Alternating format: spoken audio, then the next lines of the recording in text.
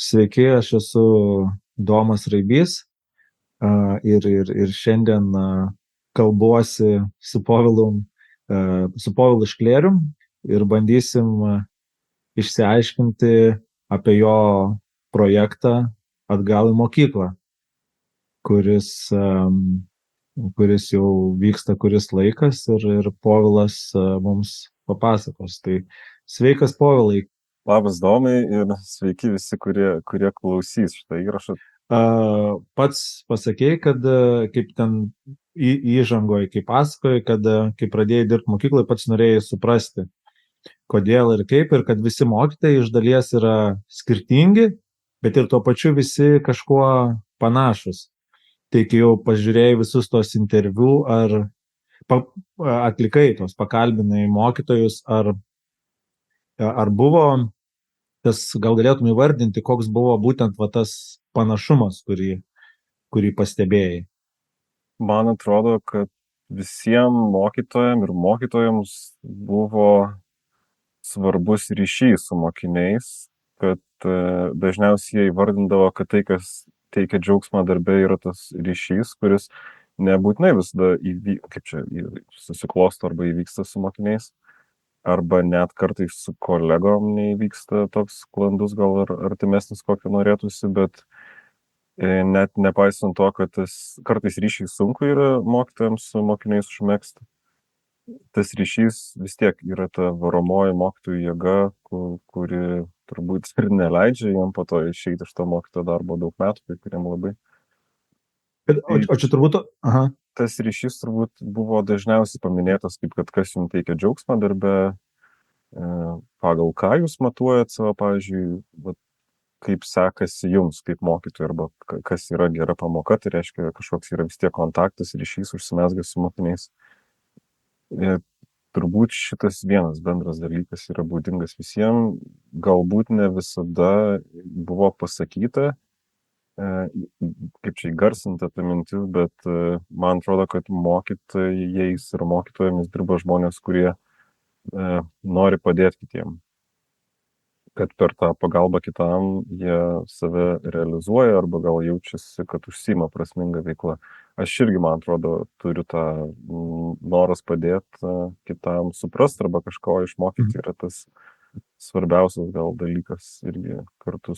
Yra faina, kai veikia ryšys tarp mokytojo, mokinių, bet yra tas noras padėti. Plus mokytojai tikrai turi tą labai specifinę prieigą prie žiauriai daug vaikų tuo pačiu metu beveik, nes aš, pavyzdžiui, mokau gal 500 mokinių šiais metais ir kartais tu tiesiog gali padėti jam gal susivaldyti tam tikrose situacijose arba tiesiog paklausti, ar viskas gerai, nes mes tikrai daug matom tų vaikų nuotaikų arba tiesiog reikėtų nebijot paklausti, ar viskas gerai, gal nori pasišnekėti ir panašiai. Bet man atrodo, čia yra tas, kad tu kuri ryšį, bet tuo pačiu metu tikslas yra padėti kitam. Ir man tai toks, atrodo, tai jauti prasmę tame darbe, net jeigu ten tos pamokos ne visada pasiseka, nes čia toks yra turbūt. Visi mes labai įsivaizduojam, kokia bus gera pamoka, bet tada ką tu darai, kai pamoka buvo priešinga visiškai tai gerai pamokai, kuriai tu bandai nusteikti save, o viskas ten, sakykime, išeina ne taip įplanavai. Bet, nežinau, man atrodo, mokytojai supranta, kad čia yra, kad džiaugtis reikia kartais mažais dalykais, nes tu gali daug planuoti, gali ateiti klasė visiškai ten, nežinau, susipykęs su kita mokytoja, ką tik prieš pamoką, arba tarpusavį turi kažkokių ten nežinau, negerų emocijų, ten sklando jos tarp jų, tai turi reaguoti, tai jie gali būti visiškai nesuinteresuoti šiandien tavo pamokos metu dirbti.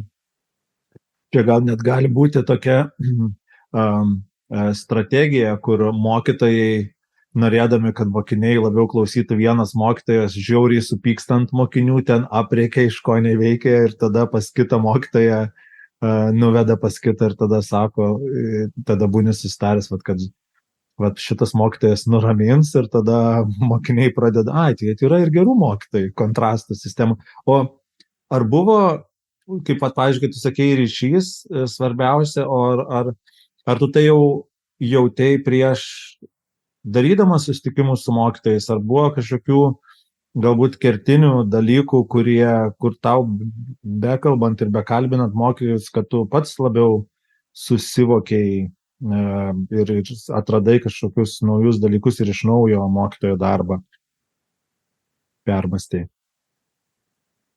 Vienas iš tų dalykų buvo, kai ruošiausi tiem pokalbiam, tai dalis mokytojų buvo man visai nepažįstami, ypač mokytojai iš Aukštaitijos regiono, tai yra Ignalina, Zarasai, Utena, Anykščiai.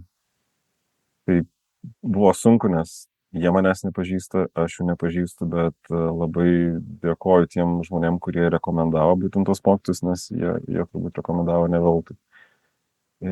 Kas labai greitai tapo vis minima mokytojų, tai Dievas ir tikėjimas, gal labiau net ne kaip religinė prasme, bet tiesiog tikėjimo, šiaip į kažką prasme, kad kai būna sunku, tai dažniausiai mokytojai kažkaip pamini tą, kad yra kažkoks gėris, kad pats principas gėrio yra kažkas aukščiau, dėl ko tu stengiasi, galbūt, nežinau, kartais atsigrėži į kažkokį ten, nežinau, įsivaizduojamą Dievą, kad ir kaip tu jį įsivaizduoji ir gal pasimeldi maldom, kurias tu sugalvoji pats arba kurių išmokė tave ten tėvai ir šeima, bet yra ta, ypač Aukštaitijoje jautėsi Dievo tema vis kažkur ten taip. Bet kita vertus, man atrodo normalu, kad gal ypač kai būna kažkokie sunkesni periodai žmonėm gyvenime, tai jie atsigrėžia gal į tą Dievą. Kitas dalykas, kuris buvo labai toks akivaizdus, kad mokytojai yra iš pradžių labai nešnekus, bet po to gali įsileisti kalbas ir labai ilgas. Tai kartais būdavo interviu ten 40 minučių, kartais valandą 20 minučių trukdavo tie interviu. Turi ką papasakot mokytojai, kartais jie nori labai kažkaip tarsi save gal cenzūruoti, bent jau man taip atrodydavo. Nes kas buvo labai keista, tai tik keli mokytojai iš visų, kuriuos kalbinau, pasakė, palėtė iš vis pinigų ir darbo atlyginimo temą.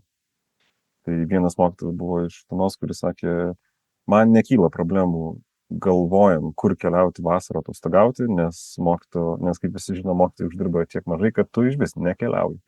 Bet tai buvo, nežinau, kiek buvo tai rimtai, man atrodo, tas mokytojas tiesiog visai linksmai kalbėjo ir tai buvo toks, ironija, kuri, aišku, yra tiesos, bet man gal stebino, kiek mokytojai šiaip nesiskundžia.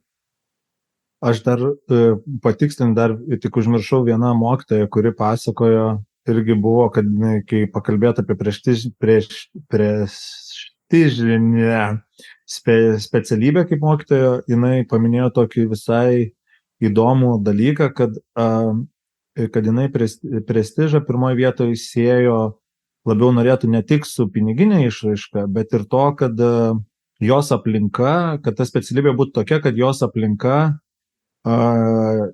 į jos pasirinkimą dirbti mokytoją truputį nežiūrėtų kaip į kažkokį pralaimėjimą. Jau kaip ir truputį nepaėjo kiti dalykai ir dabar dirbs mokytoją. Nors realiai tai čia turbūt mokytojo darbas pasirinkti mokytojo darbą todėl, kad tau kažkas nepasisekė, tikrai nėra lengviausias variantas, šiaip net logiškai mąstant.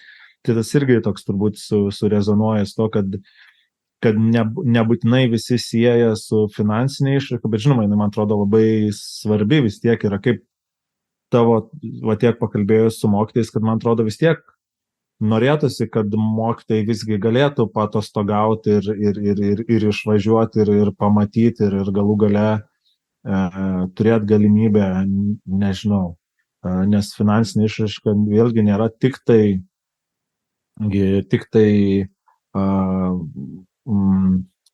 tai kelionės ir pramogos, finansinė išraiška ir garantuoja, kad tu, pavyzdžiui, gali, nežinau, šviestis, galų gale žiūrėti tą patį turinį, kuris dalis dalykų yra mokamas ir taip toliau. Unė Kaunaitė kažkada dalyjosi statistiką tų mokytojų atlyginimų kilimų, tai tas mokytojų atlyginimo kilimas yra dabar jisai viskas kažkiek laiko įvyksta, pakyla, bet anksčiau, man atrodo, net kažkaip gal 2016-2017 metai, man atrodo, ten dar liūdnesnė situacija buvo.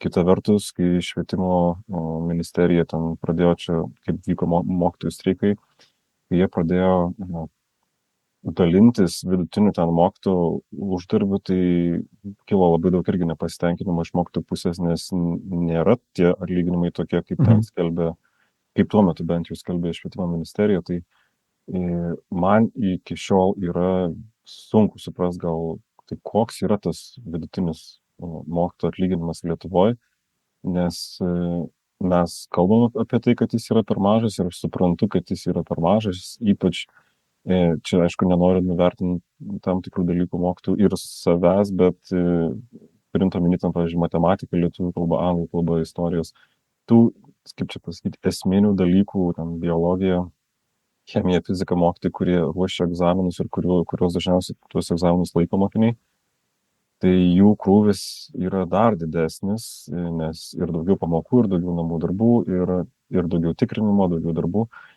kurios po to reikia įvertinti, suspėti ir taip toliau. Tai aš sakyčiau, kad taip mokytojai uždirba per mažai. Didžioji problema, man atrodo, iš tiesų yra, kad ne pats atlyginimas, bet kad buvo įvesta etatas ir ten pasikeitė skaičiavimai to atlyginimo, tai mokytojai anksčiau galėjo turėti pilną etatą, turėdami 18 pamokų per savaitę. Dabar ten tas skaičiavimas tiek pasikeitė, kad tu gali turėti, man atrodo, gal ir 20 kelias pamokas per savaitę ir vis tiek neturėti pilną etato, ir tai reiškia gauti ne tiek, kiek ten gaus kitos. Tai aš asmeniškai nesiskundžiu atlyginimu, bet aš suprantu, kad yra turbūt nuo mokyklų labai administracijų priklauso, kaip ten kokie mokytojams sekasi. Bet... Ir tada, kadangi tu paminėjai skirtingus dalykus, kaip pasakė, esminių dalyko ir tavo irgi kaip mokytojo nepapuola į tuos esminius, neva, nes iš tavo dalyko irgi nėra egzamino, kurį turiu laikyti. O buvo pastebėjai, vis tiek skarbinai ir skirtingų dalykų mokytojus. Pradžiai dar prieš tai klausimas vienas, o kaip tu atsirinkai mokytojus? Aš tiesiog prašiau pagalbos iš žmonių, kurie buvo iš tų miestų, į kuriuos ketinau vykti. O kaip miestus pasirinkai? Aš pasirinkau kai kuriuos miestus tik dėl to, kad juos norėjau aplankyti. Bandžiau susidėlioti tokį maršrutą ir idealiu atveju tas maršrutas būtų įvykęs per maždaug 2 savaitės. Man dėja nepavyko taip susiderinti, nes buvo vasara, tai daug kas atostogavo. Toks mini turas išėjo per kelis kartus. Tai pirmiausia, Aukštaitija. Aukštaitija yra mano senelio iš mamos pusės gimtinė. Tai vienas iš tokių slaptų tikslų buvo surasti senelio tėvų kapą. Pavyko surasti, tai labai džiaugiausi, nes mūsų šeima visai nieko nežino apie senelio tėvus. Tai pamačiau, kur maždaug senelis dar gyveno vaikystėje.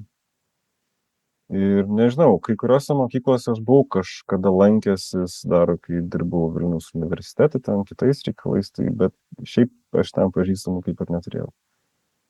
Tai pasirinkau, kad maždaug galėčiau iš miesto į miestą važinėti. Tik po to skiriasi, kad, pavyzdžiui, Mažeikiai, Klaipėda, Kaunas, Varėna, tas buvo tarsi kita visai kelionės pusė.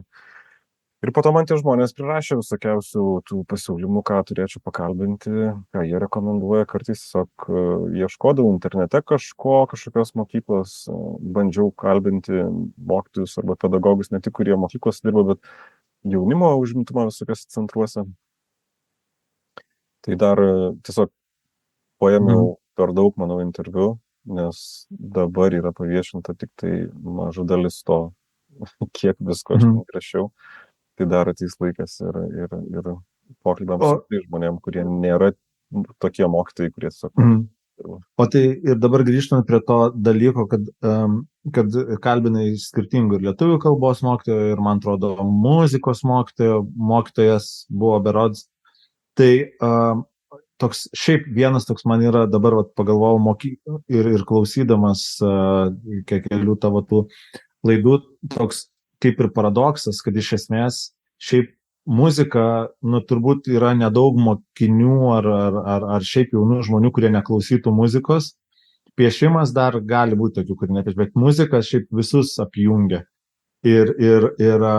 Bet muzikos pamokos mokyklai dažniausiai yra nevertinamos. Ir tenai jos ir iš mokinių kažkokiu būdu nevertinamos, ir tuo pačiu mokykloje ten būna, bent pas mane tai buvo tokia iš bendro, tai kažkokia atrodo. Tai mano klausimas, o pastebėjai, kad kažkokį galbūt, nežinau, tokį bendrą bruožą, kad ar yra kažkoks, galėtum išskirti kažkokį skirtumą tarp mokytojų, kurie dėsto, kaip pats sakei, tuos esminius dalykus, ir mokytojai, kurie dėsto tokius dalykus, kurie galbūt ten jau paskui vyresnėse klasėse net nebebus dėstomi arba nėra tokie kertiniai, nors kertiniai, tai čia aš jokių būdų nenoriu pasakyti, kad jie nėra svarbus, nes aš manau, kad nesvarbu, ta pati, jeigu yra mokykloje etika, ta pati muzika, tai iš esmės tai yra ir tas pats tavo, ten, kur yra dalykas tavo, kaip yra kompiuterinis medijų raštingumas. Medijų raštingumas, tai jie irgi yra iš esmės labai svarbus dalykai. Tai ar pastebėjai kokį, nežinau, skirtumą tarp mokytojų? Man atrodo, kad yra tas pasakymas, kad egzaminas yra karalius, ir nepaisant to, kad mes tarsi kalbam, kad mokykla turėtų ruošti mokinius gyvenimui, o po to jie skundžiasi, kad nemoka įsukti elektros lemputės, nors aš manau, kad elektros lemputę įsukti šiaip turėtų mokyti šeimoje, turėtų išmokti. Bet ypač, kai vaikai tampa vyresni, jau nereiktų sakyti vaikai, jau paaugliai būna ir prasideda 11-12 klasė, tada man atrodo, realybė labai greit pasijunta, kad jeigu jie dar norėjo, pavyzdžiui, daugiau įdėti pastangų į tuos, sakykime, netokius svarbius dalykus, tai jie tiesiog permasto, kad geriau yra investuoti laiką, pastangas į tuos dalykus, kurių egzaminus jie ruošiasi laikyti. Ir aš kažkaip, tiesą sakant, aš ir pats save taip atsimenu, kad kažkodėl man patiko lankyti etiką mokykloje. Bet ką mes tiksliai veikdavom per tą etiką, aš ne visai atsimenu, kažką ten diskutuodavom, man patiko bendrauti su klasiokiais, su kuriais sėdėjau paskutinius 2 metus, man atrodo. Kažkaip buvo smagu, nes kartais tau šiaip reikia tiesiog pamokos, kur tu atsipalaiduotum, šiek tiek pailsėtum. Pavyzdžiui, dailė kaip pamoka, nors mes gal galim sakyti, kad ten nebus visi dabar čia dailininkai, tai kam to mokytis, aš tai manau, kad dėl estetikos supratimo. Ir kad mokėtum kažkiek būtum išlavinęs kažkokią bent techniką piešti, nežinau. Tai kartu tu pailsi per tam tikras pamokas. Šiandien, aišku, nenoriu nuskambėti, kad čia tos pamokos tik tai skirtos pailsėjimo, bet nežinau, kūno kultūra yra labai gera pamoka, kur tu gali bent išsikrauti. Taip. Daug ir po to nueiti, aišku, dažniausiai po to jau ateina vaikai pavargę. Tai čia kita tokia problema, kad, bet tiek to, tai yra, manau, sveika. Ar mokytojai kažkaip ten labai skirsto vieni kitus, kad čia yra tie svarbiausi dalykai, o čia kiti ne, tai ne, niekada nejaučiu, kad taip skirsto, bet kita vertus, tokia tvarka yra, nežinau, baigi mokyklą, laikai egzaminus, kurių tau reikės, kad įstotum, tai aišku, tau tie dalykai bus svarbiausi. Tada dar vis pratęsiant šiaip apie mokytojus, ir taipogi pas tave buvo pakalbinta skirtingų kartų mokytojų. Ar ten viena mokytoja, vis girdėjau, visada vis kartoja, mes kaip mergaitės buvom labai stropios, čia mes kai mokėmės, ir man visgi atrodo iš tikrųjų gana įdomu įvertinant šiaip vienas iš dalykų yra, nors tas kompiuterinio raštingumo ir naujų technologijų staiga įsibrovimas, kad jau yra nebe dienynas, o elektroninis dienynas, ir iš tikrųjų įsivaizduoju, kad kai kuriems mokytojams ir mokytojams vyresnio amžiaus, kai reikėjo staiga pereiti prie pilnai skaitmenizuotų turinio, čia turėjo būti toksai vienas iš tokių lengvų kabutėse, gal net kartais šokų. Bet, pavyzdžiui, buvo, vėlgi, kai kalbinai irgi, kad pajaustum skirtumus tarp, nors tavo šitą tinklalaidė vadinasi Atgal į mokyklą, o yra geras žinomas terminas Senoji mokykla. Ar buvo kažkokių dalykų, kur pastebėjai kalbėdamas ar kažkaip, kad galvoji, va čia galbūt yra tas skirtumas, arba galbūt nežinau, gal aš klystu, gal apskritai to skirtumo kažkokio esminio, gal iš tiesų ir nėra. Geras klausimas dėl to, ar yra tas esminis skirtumas, nes man kartais atrodo, kad yra, bet tas skirtumas tiesiog, kad atsirado ir kitos kartos mokytojai mokyklose pradėjo dirbti ir dar po to jaunesnė karta dabar yra mokyklose, kuri mokosi, bet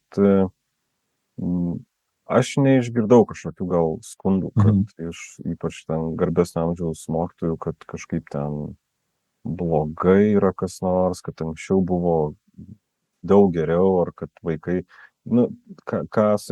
ką paprovokuodavau pats, tai užduodavau klausimą, tai ir skiriasi paaugliai, kurie yra dabar nuo tos kartos, kai jūs buvot paaugliai. Tai taip, aišku, skiriasi, bet kad ten kažkaip imtų, tai nežinau, piktintis dabartiniais paaugliais, tai ne, bet nežinau, aš mokiausi geroj klasiai, kai buvom paaugliai, mus vis kas nors pavadindavo, kad jau čia jūs tokie blogi ir ten, nežinau, nedėkingi, nesiklausantys, nedėmesingi, kad jų tokių dar niekada nebuvo, bet man atrodo, mes kartais tiesiog kartų konfliktas jis yra neišvengiamas ir karts nuo karto kažkas ten palygina kažką, bet taip tai ne, kažkaip nesijūtė, kad mokytojai yra, ar kad nespėjo su technologijom, ar kad yra, nežinau, pasibaisėjo šių dienų jaunimo. Bet buvo įdomu, ypač kai kalbinau kelius mokytojus, kurie jau yra pensijinio amžiaus, ypač vienas mokytojas iš Utenos, tai jis jau 8 metus nedirba ir jis papasakojo, ką jis veikia toliau, kai nedirba. Tai man toks susidarė įspūdis, kad tas mokytojas toliau dirba. Tik jisai dirba daug, visai kitaip. Jisai sakė, aš dabar neatsimenu, ar kasdien ar ne kasdien, bet jisai rašo laiškus į ateitį savo anūkams.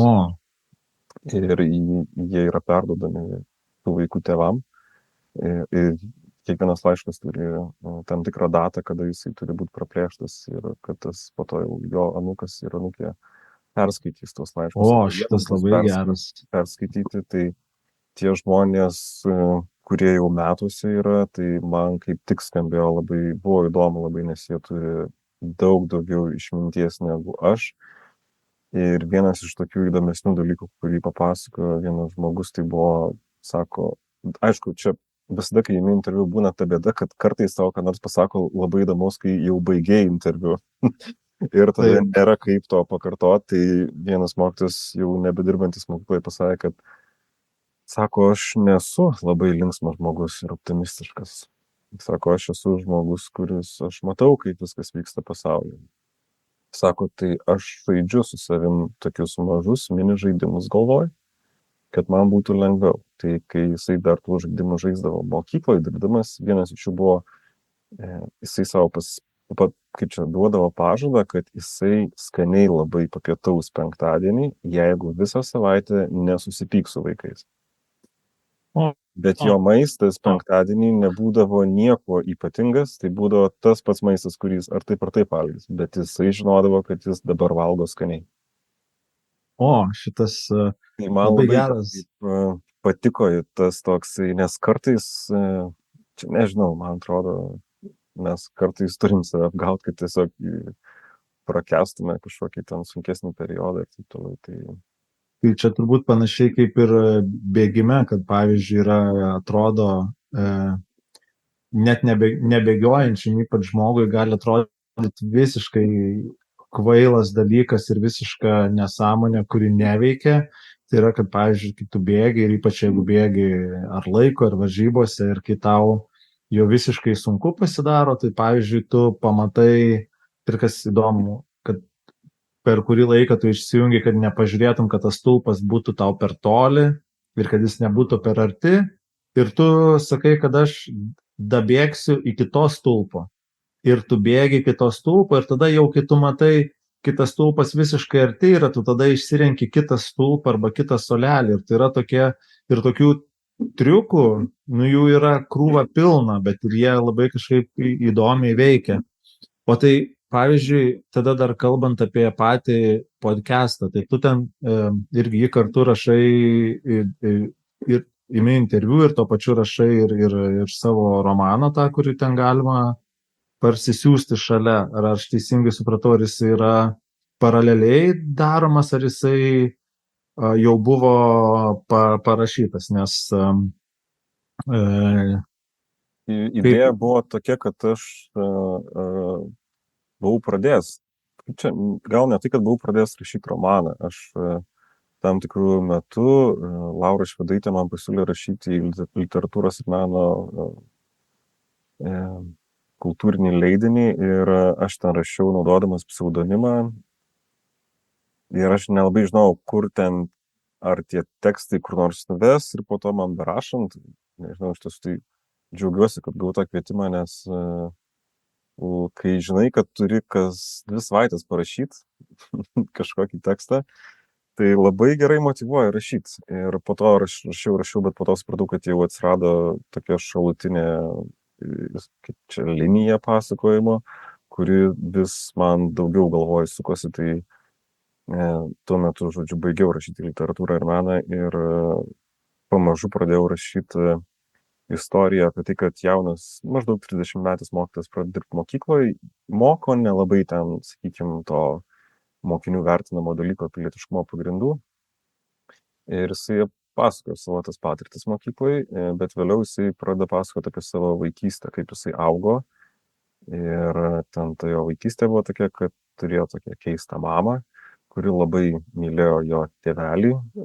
Ir vaikas buvo toks kaip šiek tiek apleistas, be priežiūros, mama jį nuolat ten mokė visokių keistų dalykų, vyriškumo tokia mokykla jis išėjo pagal mamą, bet po to romane, kai grįžta jau tėvelis namo, tai tampa ten jau labai visiems nepiragai, nes tėvelis grįžo iš kalėjimo ir ten, žodžiu, jisai nėra joks vyriškumo įsikūnijimas pats. Tai ten tokia, nežinau, istorija, kaip toksiškoje aplinkoje užaugęs vaikas galų gale bando kabintis į pasaulį ir randa tam tikrus namus būtent mokykloje pradėjęs dirbti, kur, nežinau, jaučiasi gal naudingas, kažką svarbaus darantis, nors jam ten irgi ne visada pasisekė. Tai kai rašiau, aš po to kažkaip vis galvojau, kad reikėtų padaryti dar pasikalbėti su daugiau mokytojų, ne tai, kad ten jų patirtis perkelti į romaną, bet tiesiog, kad kaip kažkokia papildoma sklaidos priemonė, kad yra romanas, istorija, bet tuo pačiu metu mes galim šalia svetainiai matyti tos pokalbius, juos pasiklausyti su mokytojais. Ir dar yra viena idėja, kad toje svetainėje www.atgalimokykla.lt, kad ten atsiras skiltis, kur aš rinksiu žmonių pasakojimus arba prisiminimus apie mokyklą iš labai skirtingo laikotarpio. Tai ten mano tikslas nepadaryti, kad ten būtų labai kažkas šokiruojančio, bet kadangi rašant romaną ten buvo, kad man žmonės kartais atsiųsdavo, be susirašinėjant, tiesiog atsiųsdavo savo prisiminimų ir tie prisiminimai yra tokie labai keisti, kur ten pasako, ypač vienas įsiminė, kad apie prancūzų kalbos mokytoją, tokia mano pažįstama ten pasako, kad jie, žodžiu, buvo prancūzų kalbos mokytoja, kuri labai daug pasako apie savo vyriškį, kažkokį ten naują mokinėjams. Ir po to kalbėdavo apie pupeles, kurios kažkaip ten pilvuose pas moteris atsiranda ir po kažkiek laiko pasakė, kad jau ir pas ją atsirado pilve pupelė ir kad jie yra neščia. Todėl tokių keistų dalykų šiek tiek prisiklausiau, bet man atrodo, kad jeigu mes visi pasikapstytume atmintį, tai mes tikrai rastume keistų dalykų iš mokyklų. Tai nežinau, tikiuosi, kad dar surinksiu tas tokias mini istorijas ir ten irgi jos po to greitai atsiras svetainiai. O romanas dabar yra baigtas rašyti, kadangi man nepavyko rasti leidyklos, kuri juo susidomėtų, tai 2024 metų antroji pusė jis jau turėtų būti išleistas, tai bus pats išleisiu. O, ir paskutinis klausimas, tai ar kai kūrei vat šitą podcastą, ar galvojai apie auditoriją? Kas tai galėtų būti? Ar tai galėtų būti moksleiviai, kuriems